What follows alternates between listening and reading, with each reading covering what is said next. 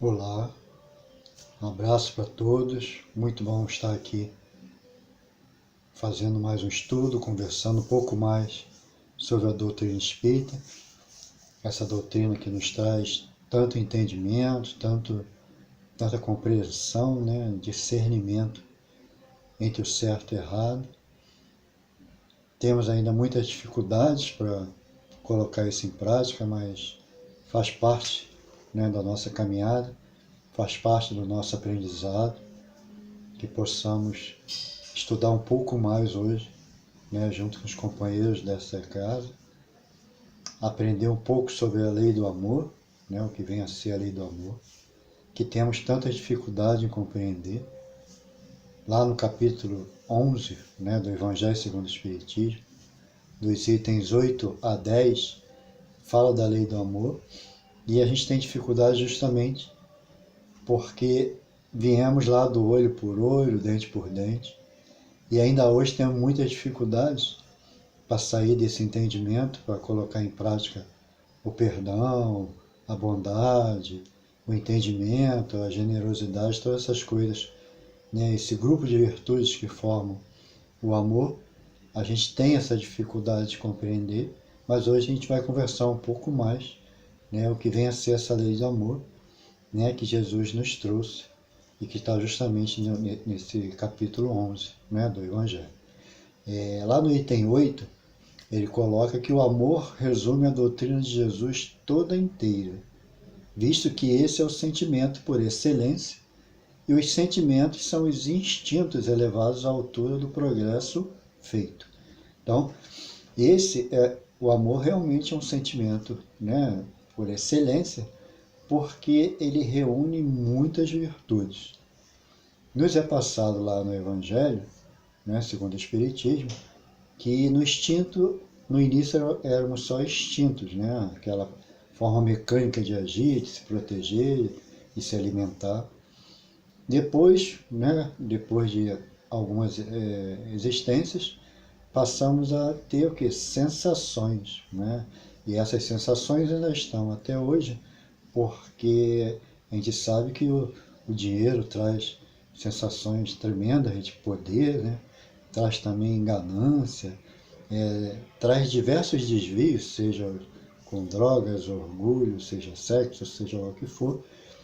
Os desvios são muitas sensações que sentimos em função de uma determinada situação que criamos para nós. Mas essas situações só foram criadas justamente por causa da nossa ignorância. Ainda estamos ligados à questão das sensações. Mas os sentimentos começam, a crescer dentro de nós, começamos a entender, diversos tipos de sentimentos nobres, elevados, onde começamos a ter discernimento de que a humildade é importante, de que a gentileza é importante, a caridade é importante. Então a gente vai percebendo que só sensação, só prazer, só viver e curtir não adianta. A vida nos foi dada para que a gente pudesse fazer coisas boas. Então, a questão dos sentimentos nobres, dos sentimentos elevados, é uma causa que a gente tem que realmente correr atrás. Primeiro porque é difícil de compreender, de entender, de discernir entre o certo e o errado. Depois colocar em prática, porque somente colocando em prática é que a gente começa, a adquirir as virtudes e os sentimentos do bem, os sentimentos elevados, principalmente, esse sentimento nobre do amor, ele precisa ser praticado através de muitas outras virtudes. Porque como carregamos muitos débitos do passado, resgatamos muitas coisas nas nossas existências. Então, se não tivermos virtudes, por exemplo, de perdoar, de ser indulgente, sabendo que as pessoas erram, porque nós também erramos, então precisamos perdoar para receber também perdão, ser bondoso, saber conviver uns com os outros, questão do interrelacionamento.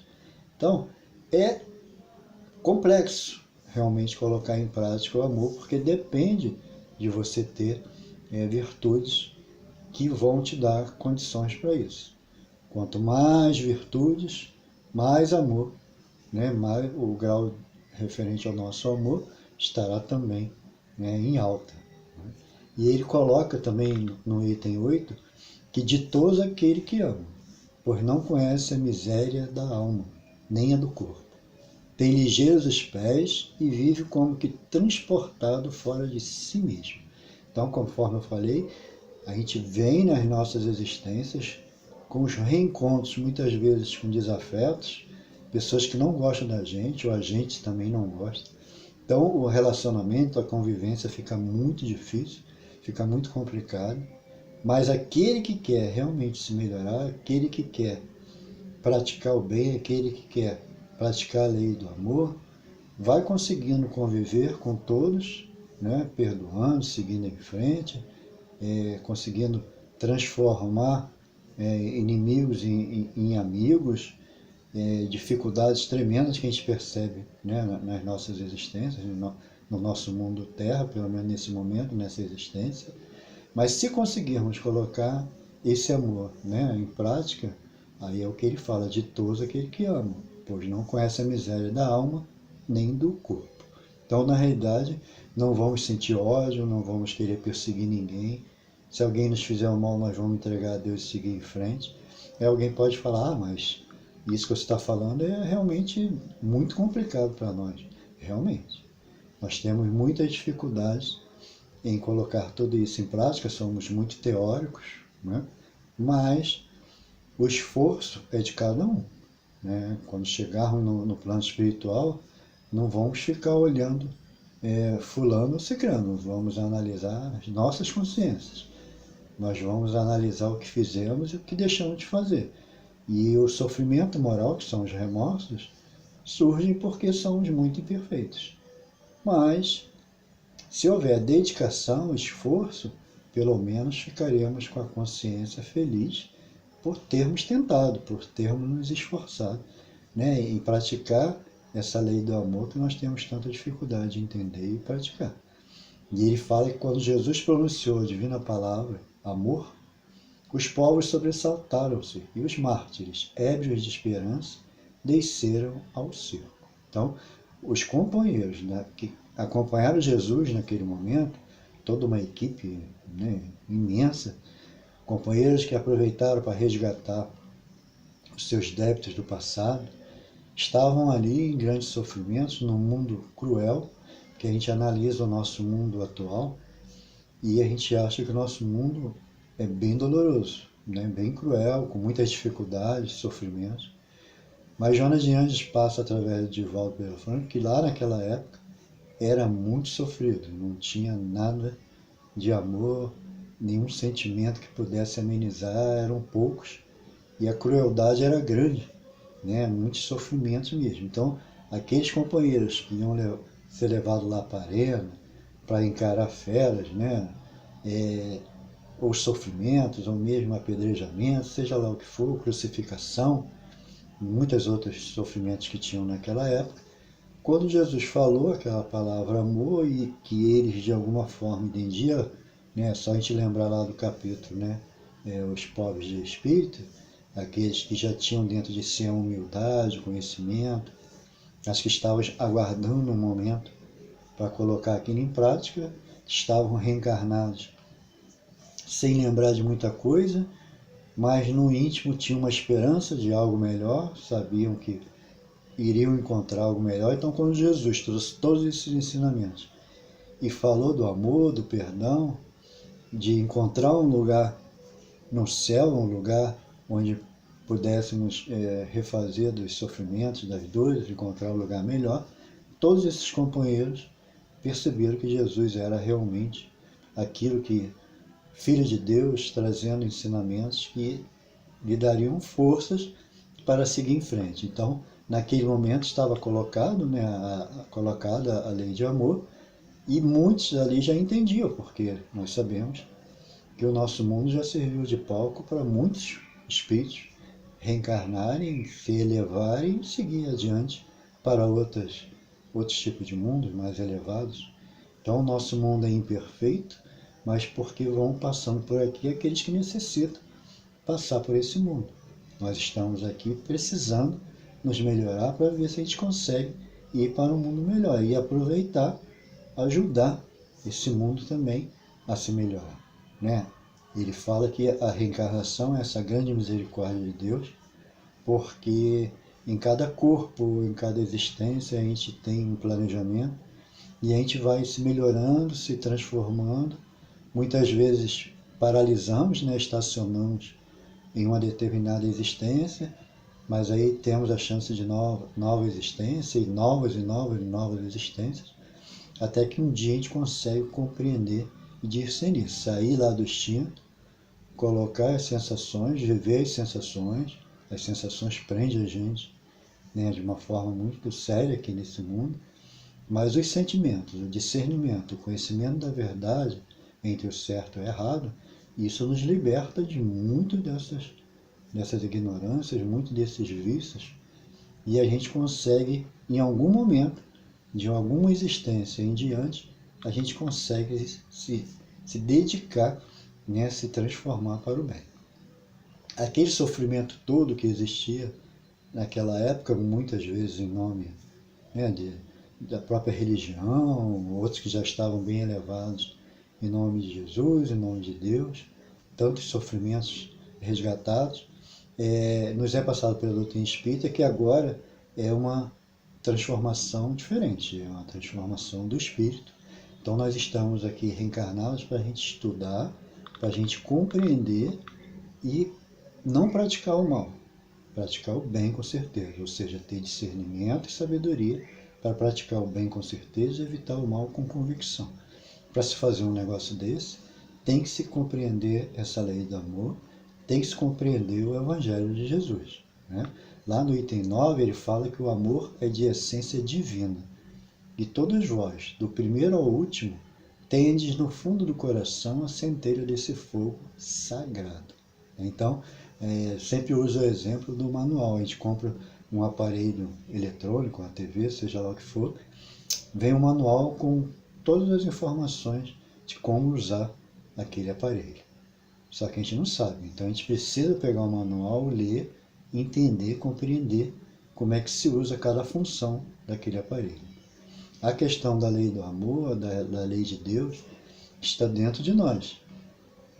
O que Jesus nos traz, o que Deus nos manda através de tantos outros companheiros, conforme até a doutrina espírita, é um manual de como colocar em prática essa lei de amor, de como colocar em prática a lei de Deus. Então, para isso, temos que ler o manual, que é o Evangelho, que é os ensinamentos de Jesus, que é a doutrina espírita. Então, esse que é de essência divina e todos nós temos, por mais que a gente pratique determinadas situações de crueldade, de fazer mal ao próximo, conforme a gente sabe que existe, conforme o Evangelho nos passa, por mais que sejamos cruéis, a gente sempre gosta de alguém. A gente sempre tem um sentimento nobre em relação a alguém. E esse alguém é que muitas vezes vai nos ajudar a sair daquelas sombras, daquelas ignorâncias todas, dos débitos que criamos. É uma mãe, é um pai, é um irmão, é um amigo. Então, a reencarnação, que faz parte, né, dessa lei de Deus, da misericórdia de Deus, é um grande ato de amor de Deus em relação a nós. Tanto que de existência em existência vamos reencarnando em diversas famílias, e no próprio Evangelho nos passa que a reencarnação fortalece os laços de família. Então, por mais que a gente faça mal uns aos outros, não gostamos uns dos outros, criamos discórdias, conflitos, numa outra existência já vamos nos modificando, já vamos gostando, até que chega um momento que temos prazer de estarmos juntos, temos prazer de procurarmos reencarnar uns com os outros, ajudando uns aos outros. Então, isso somente, né, com a reencarnação isso é possível, tanto que se fosse uma existência só, muitas relações estariam totalmente cortadas para sempre.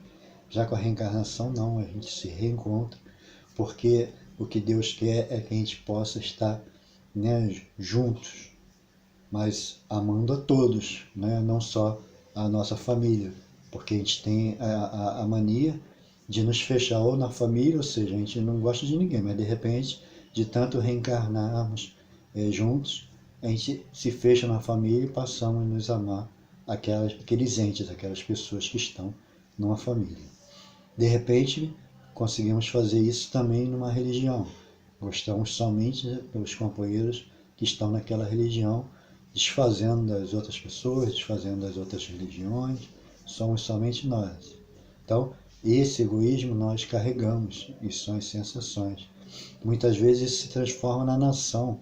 O país onde nascemos é o melhor de todos, a gente vê muito isso por aí, e todos os outros países, todos os habitantes de outros países são, né, não serve para a gente tem que desfazer, tem que guerrear, tem que fazer, tem que ser indiferente. Então nós criamos essa situação de egoísmo, faz parte aí das sensações da nossa caminhada. Mas o objetivo realmente dessa lei de amor, o objetivo da reencarnação é que a gente possa um dia amar a toda a humanidade, né? A gente tem muitos irmãos, irmã Dulce, Madre de Teresa de Calcutá, Chico Xavier, Divaldo, companheiros que não casaram para poder realmente se dedicar a todos os companheiros, né? Tem até um livro da Dona Ivone, Sublimação, em que conta de um casal que todas as existências já tinham superado todas aquelas divergências, aqueles resgates, e todas as existências vinham, né, juntos, ou como marido e mulher, ou como irmãos, alguma coisa assim, que estavam sempre juntos e ficavam só entre eles. Então eles mesmos perceberam que precisavam abrir e amar outras pessoas, se relacionar com outras pessoas, conviver com outras pessoas.